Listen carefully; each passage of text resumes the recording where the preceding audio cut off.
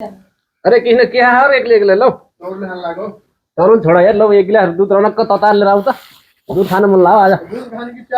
दुध खाइ रनक्क दुध त यार एकचोटि मैले खाएको लास्टै है लास्टै अपजुन्जरी के अच्छा त्यसको बारेमा एउटा छोटकरीमा एउटा चुटकिला छ सुन्छौ भन्नु नि त सुनौ चुटकिला त के भन्ने आफू माथि चाहिँ बितेको एउटा उका भरिपै आएको के भन्छ घटना भनौँ न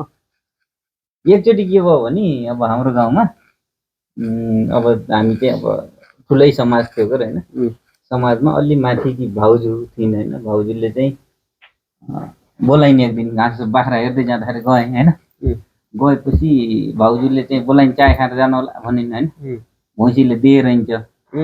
अनि रातो चिया पकाएर खान्दिन् होइन त्यसपछि फेरि घर आएँ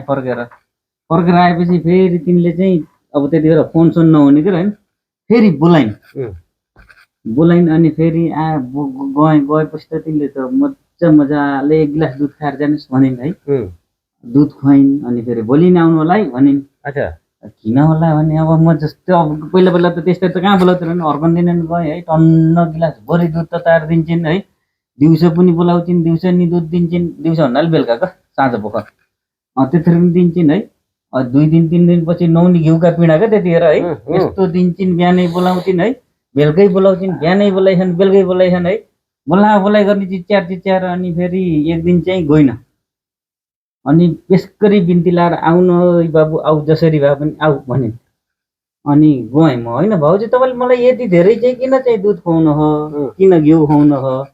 यसरी चाहिँ किन बोलाइरहनु हो भनेर भने तिनको ठाडो त के भयो रहेछ भन्दाखेरि भैँसीको पाडो मरे रहेछ त्यो भैँसीले चाहिँ मलाई कालो देखेर आफ्नो पाडो चाहिँ मान्यो रहेछ अनि मलाई देखेर दुध दिँदो रहेछ हरामीले है